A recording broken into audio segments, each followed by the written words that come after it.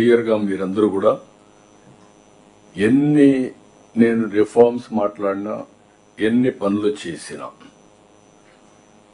అధికార యంత్రాంగం మొత్తం క్షేత్రస్థాయికి పోతే తప్ప మనకు వాస్తవాలు తెలియవు.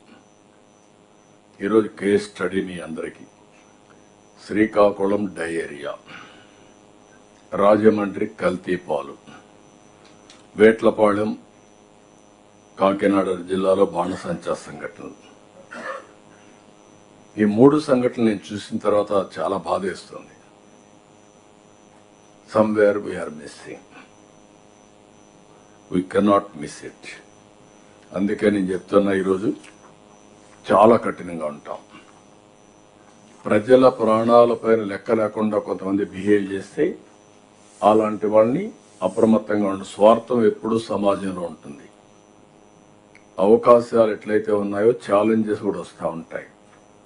మనం ఫ్రీగా ఉన్నామంటే ఉదాసీనత వల్ల అడ్మినిస్ట్రేషన్ కింది వాళ్ళు కొంతమంది స్వార్థపరులు వచ్చి ఇవన్నీ చేసే పరిస్థితి వస్తుంది. ఈరోజు water contamination, is it not our responsibility? 3, food adulteration, what safety food safety department is doing. 3వది ఈ బాణసంచాలు, ఇవన్నీ కూడా ఎక్స్ప్లోజివ్ ఉన్నప్పుడు what are all the safety measures we are taking? It is not on paper. I want to be very clear, will redefine all these things. It cannot happen. Anybody will commit.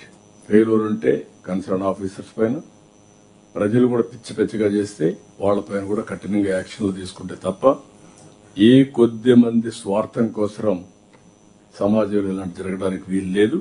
అందుకే నేను ఒకటే చెప్తున్నా, all collectors, minimum 8 days in a month you must be in field. Then only you will have a grip. ఇప్పుడు nowadays మీ computer ఇప్పుడు పెట్టుకుంటే ఎక్కడికి పోయినా మీకు సేమ్ థింగ్. 8 days ఫీల్డ్ లో ఉండాలి, ప్రజల్ని ప్రిపేర్ చేయాలి, అధికార యంత్రాంగాన్ని అప్రమత్తం చేయాలి.